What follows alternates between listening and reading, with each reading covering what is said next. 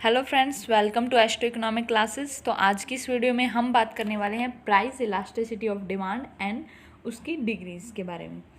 तो इसको करने से पहले हम सिंपल एक बार यहाँ पे समझ लेते हैं कि इलास्टिसिटी ऑफ डिमांड सिंपली ये कंसेप्ट क्यों लाया गया।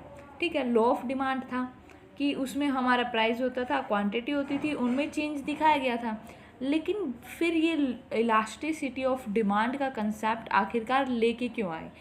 हमने इसमें पढ़ा था कि हमारे जो है प्राइस में, लॉ ऑफ डिमांड में पढ़ा था कि प्राइस में चेंज होने से क्वांटिटी में चेंज होगा, और इसके अलावा उनमें क्या होगा, इन्वर्स रिलेशन होगा प्राइस और क्वांटिटी में। और एक बात हमने पढ़ी थी कि अदर थिंग बीइंग इक्वल, कि बाकी की जो चीज़ें हैं वो सभी कांस्टेंट रहेंगी, उनमें कोई भी चेंजेस जो है वो नहीं होंगे। तो यही चीज़ जो है यहाँ पे इलास्टिसिटी ऑफ डिमांड में क्लियर की गई कि जो अदर थिंग्स थी, यानी कि जो एक कंज्यूमर की इनकम थी, रिलेटेड गुड के प्राइस थे, टेस्ट था, तो इन चीज़ों में भी अगर चेंज होता है तो हमारी जो है डिमांडेड क्वांटिटी में क्या चेंज होगा, कितने परसेंट चेंज होगा, ये सब चीज़ें जो है हमें बताती है इलास्टिसिटी ऑफ डिमांड। इसके अलावा अगर इलास्टिसिटी ऑफ डिमांड को आप पूरी तरह से जानना चाहते हैं तो इसका लिंक जो है वो डिस्क्रिप्शन में दिया गया है, आप उस लिंक पे क्लिक कीजिए और इलास्टिसिटी ऑफ डिमांड को वहाँ पे उस वीडियो को देखिए। अब हम बात करने वाले हैं प्राइस इलास्टिसिटी की।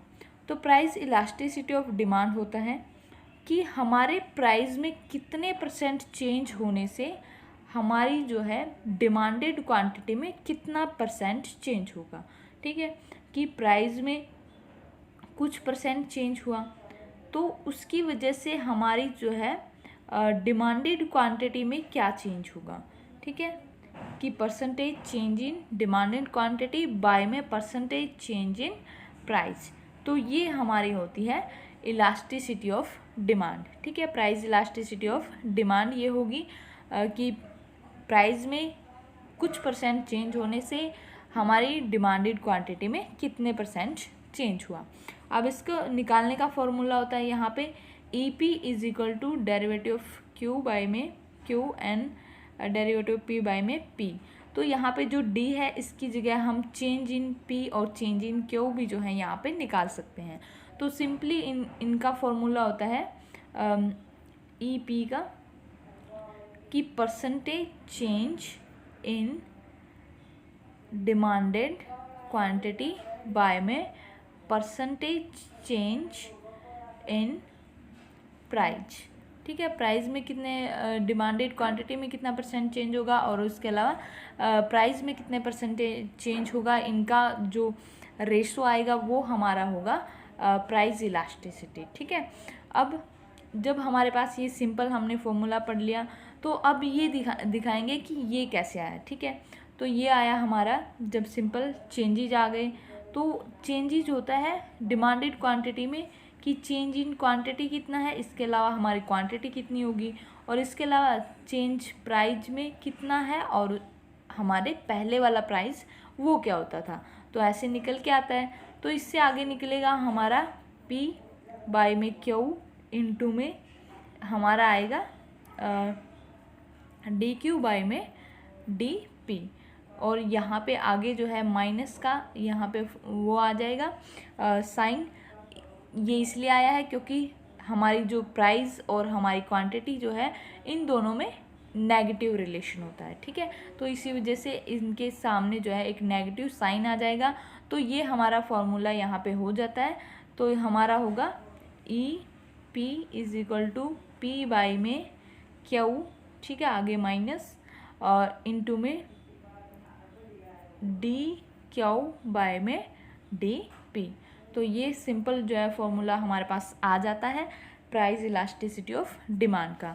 अब हम एक एग्जांपल ले लेते हैं कि मान लीजिए हमारे पास प्राइस जो है, पहले हमारे प्राइस 10 रुपये थे, जब हमारी क्वांटिटी जो थी वो थी 20 रुपये। फिर प्राइस बढ़ जाते हैं तो वो बढ़ के 20 हो जाते हैं और हमारी क्वांटिटी में चेंज आता है वो पहले से कम हो जाती है, ठीक है, पहले से कम होगी और प्राइस जो है इधर पहले से बढ़ जाएंगे। तो अब यहाँ पे हम उस सिंपल फॉर्मूले को लेके हमारी जो है इलास्टिसिटी निकालेंगे। देखिए उसमें क्या होता था हमारा P, हाँ P बाई में Q, तो P यहाँ पे क्या होगा, स्टार्टिंग का P 10 बाई में 20, उसके बाद आएगा इनटू में डेल्टा क्यू क्या होगा, यानी कि इनका चेंजेज, ठीक है, डेल्टा क्यू होगा कि इनमें कितना चेंज हुआ, तो इनमें चेंज हुआ 10 का, ठीक है। यहाँ पे देखिए जब हम 10 माइनस में 20 करेंगे तो यहाँ पे -10 आ जाएगा, तो -10 इसमें चेंज हुआ, ठीक है, पहले से क्वांटिटी कम हो गई। अब इसके बाद क्या होगा, इधर हमारी जो है प्राइस में कितना चेंज हुआ, वो भी 10 का चेंज हुआ, तो यहाँ से 10 से 10 कैंसिल और यहाँ पे 2 आ जाता है, ठीक है। अब ये माइनस है, ये माइनस है, तो ये दोनों प्लस हो जाएंगे, तो हमारी जो है 1/2 यानी कि 0.5 जो है हमारी इलास्टिसिटी आ जाएगी।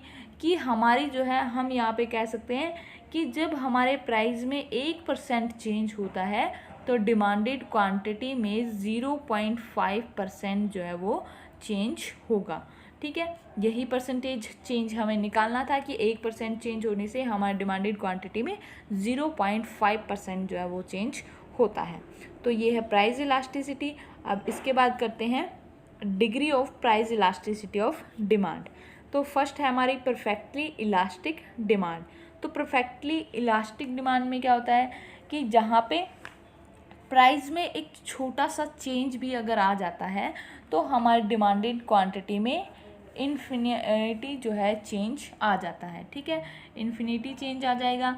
अब मान लीजिए कि यहाँ पे हम P जो प्राइस है, ठीक है, P प्राइस है, इस पे कोई भी क्वांटिटी खरीद रहे हैं, क्या होगा कि अगर P प्राइस है तब तक खरीद रहे हैं कोई भी क्वांटिटी, लेकिन अगर P से बढ़ के प्राइस P1 हो जाता है तो उस टाइम तभी हमारी जो डिमांड है वो ज़ीरो हो जाएगी, ठीक है, डिमांड एकदम से ज़ीरो हो जाएगी।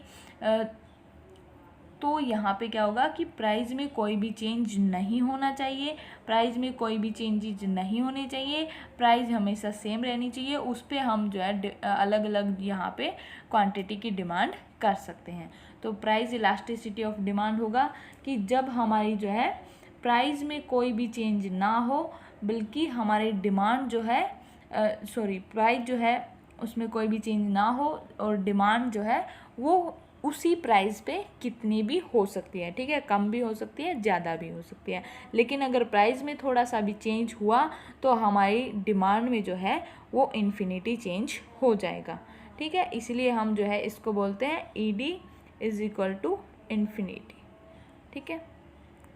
फिर सेकंड हमारा आता है परफेक्टली इनइलास्टिक डिमांड को। अब परफेक्टली इनइलास्टिक यानी कि अब क्या होगा कि यहाँ पे चाहे हमारे प्राइस बढ़ जाएं या फिर कम हो जाएं, ठीक है, या फिर स्थिर रहें, कांस्टेंट रहें, तो भी हमारी डिमांड जो है वो हमेशा सेम बनी रहेगी, उसमें कोई भी चेंज नहीं होगा। इनइलास्टिक मतलब कोई भी चेंज जो है हमारी डिमांड में नहीं होगा, चाहे प्राइस कुछ भी हो, ठीक है। तो परफेक्टली इनइलास्टिक की प्राइस में हमारी चाहे कैसा भी चेंज हो लेकिन डिमांड में कोई भी चेंज नहीं होगा। फिर थर्ड हमारा आता है यूनिटरी इलास्टिक डिमांड। अब यूनिटरी इलास्टिक डिमांड में क्या होगा कि अगर मान लीजिए प्राइस में 1% चेंज आता है तो डिमांड में भी 1% चेंज आएगा, अगर इसमें 2% चेंज आता है तो डिमांड में भी 2% चेंज ही आता है, ठीक है। यानी कि जितना चेंज हमारे प्राइस में होगा उतना ही चेंज जो है हमारी डिमांडेड क्वांटिटी में होगा, और ये दोनों हमेशा जो है इनका जो चेंज होगा वो बिल्कुल इक्वल होगा, इसलिए इसे जो है हम यूनिटरी इलास्टिक जो है डिमांड को बोलते हैं, ठीक है, कि प्राइस में ये चेंज हुआ तो डिमांड में भी इतने ही % चेंज हुआ है, ठीक है। फिर फोर्थ हमारा है रिलेटिव इलास्टिक डिमांड। अब रिलेटिवली इलास्टिक डिमांड को हम जो है सिंपल बोल देते हैं ग्रेटर देन यूनिटरी इलास्टिक, ठीक है, ये होगा ग्रेटर देन यूनिटरी इलास्टिक, ठीक है। तो रिलेटिवली इलास्टिक होगा greater than unitary elastic curve. तो अब ये क्या होता है, इसमें होता है कि हमारे जो है प्राइस में जो चेंज होगा वो कम चेंज होगा, जबकि डिमांड में ज़्यादा चेंज होगा। ठीक है, प्राइस में क्या है, मान लीजिए प्राइस में 1% चेंज हुआ है तो हमारी डिमांड में 2% चेंज होगा। ठीक है, प्राइस में 1% चेंज हुआ, डिमांड में 2% चेंज हुआ। मान लीजिए फिर डिमांड में प्राइस में 2% चेंज होता है तो डिमांड में यहाँ पे 4% चेंज हो जाता है। यानी कि क्या होगा कि प्राइस में कम चेंजेज होंगे जबकि डिमांड में उससे ज़्यादा चेंजेज आएंगे। ठीक है, तो ये होगा ग्रेटर देन यूनिटरी इलास्टिक, जब हमारे प्राइस में जो चेंज है वो कम होते हैं जबकि हमारी डिमांडेड क्वांटिटी में ज़्यादा चेंजेज होते हैं। फिर उसके बाद फिफ्थ आता है हमारा relatively in elastic demand curve. Relatively in elastic demand curve को हम बोल देते हैं लेस देन यूनिटरी इलास्टिक। ठीक है, लेस देन यूनिटरी इलास्टिक।